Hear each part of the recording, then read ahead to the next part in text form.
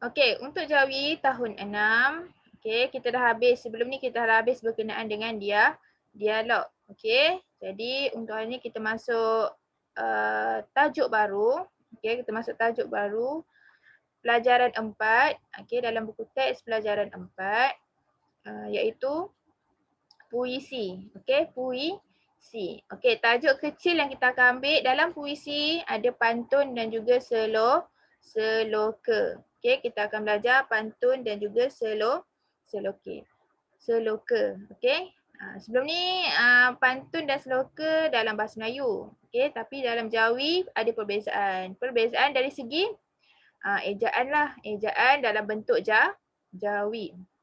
Okey, jadi usahakan terangkan secara ringkaslah berkenaan dengan pantun dan juga seloka. Okey, sebab saya tahu ramai yang tahu apa itu pantun. Kan? Macam mana bentuk pantun. Okey? Tapi ini kita belajar dalam Jawi. Okey, maksud pantun. Okey, pantun ialah satu puisi Melayu yang sangat terkenal, disukai dan terus hidup dalam masyarakat di Malaysia. Okey, jadi pantun ni sangat terkenal lah. Okey, sangat terkenal dalam kalangan masyarakat Malaysia sendiri. Kadang-kadang ada je yang selain pada bangsa Melayu, contoh India, Cina menggunakan pantun ni untuk contoh dalam pertandingan atau selalu dalam pertandingan lah, dalam pertandingan ataupun menggunakan pantun ni sebagai bahasa kiasan lah, sebagai bahasa kiasan. Okey, selalunya pantun ni ada je, ramai je guna. Untuk apa? Selalu untuk apa pantun ni? Untuk bahasa Melayu. Untuk bahasa Melayu. Okey, untuk bahasa Melayu ke? Okey, untuk pertandingan, selalu untuk pertandingan ataupun selalu untuk berminang lah, untuk meminang. Untuk meminang ke rumah orang kan. Menggunakan pantun.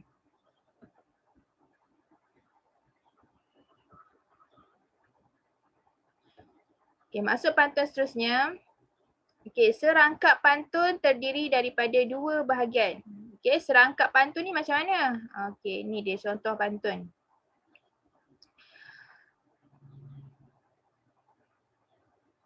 Okey, ada 2 warna kat sini.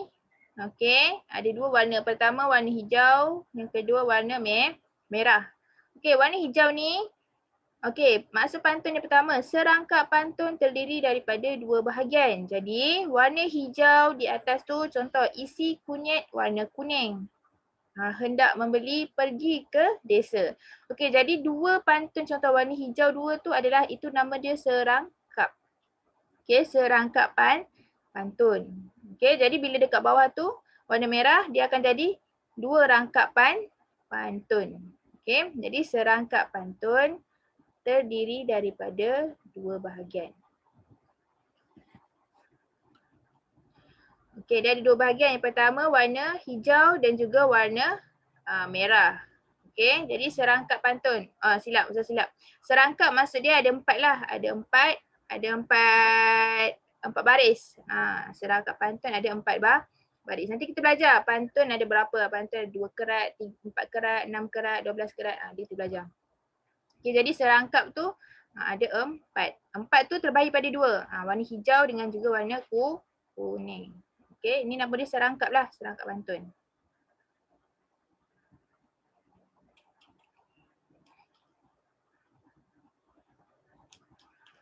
Okey, 2 kerat yang pertama disebut pembayang maksud atau sampiran. Okey, contoh tadi warna hijau tadi kan. Okey, contoh isi kunyit warna kuning hendak membeli pergi ke desa. Okey, ini hanyalah pembayang kepada pantun. Belum lagi masuk kepada maksud pantun yang dia nak sampaikan.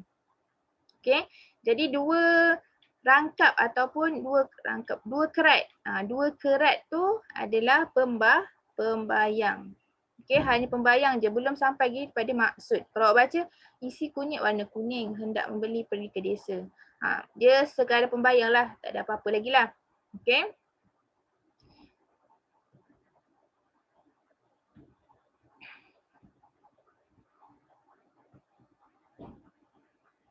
Okey, dua kerat yang akhir pula ialah isi pantun. Okey, maksud pantun. Jadi warna merah tadi, okey, jika kita sakit dan pening, ibu menjaga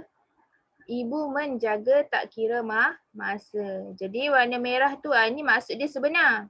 Okey, maksud pantun yang sebenar yang nak disampaikan. Okey, yang dua atas tadi, dua kerat yang atas tadi itu adalah sekadar pembayang.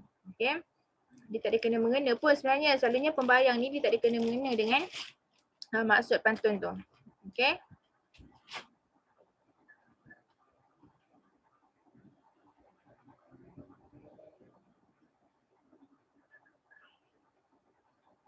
Okey, bunyi suku kata di hujung pantun mesti sama. Okey, ni paling penting lah. Okey, maksud pantun.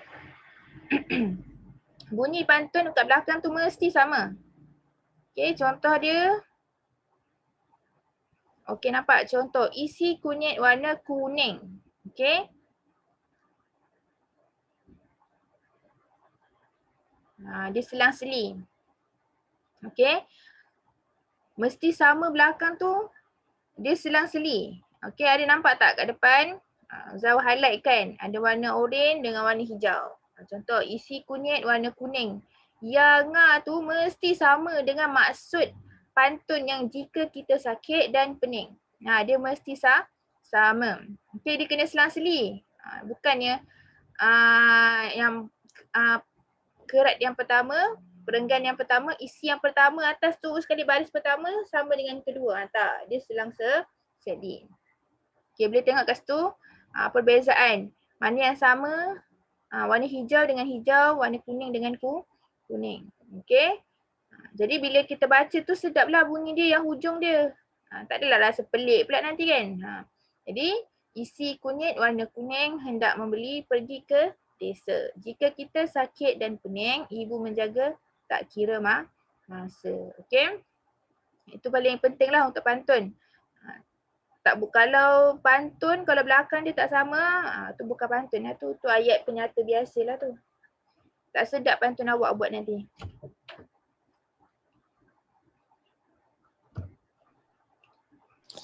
Okey, masuk pantun seterusnya. Okey, tiap-tiap baris mesti mempunyai 8 hingga 12 suku kata.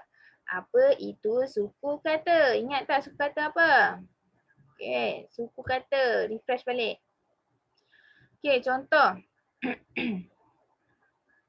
Kerat yang pertama, baris yang pertama untuk pantun. Isi. Isi tu dah ada 2 suku kata. Kunyit. Dah berapa dah? 2, 4. Kunyit. Warna. Warna dah 2. Jadi 2, 4, 6. Kuning 8. Jadi pantun ni dia mesti ada 8 atau 12 suku kata. Kalau tak sampai, ada dalam bunyi suku kata macam sikit kurang daripada 8, itu bukan pantun lah tu. Okay, dia mesti ada 8 hingga 12 suku kata. Dia tengok kat depan yang Zuzah highlight kan. Contoh kalau hendak dah ada 2 suku kata. Membeli dah 3 suku kata. Pergi ke desa. Boleh kira lah sendiri berapa suku kata. Okay, dia mesti ada 8 hingga 12 suku kata.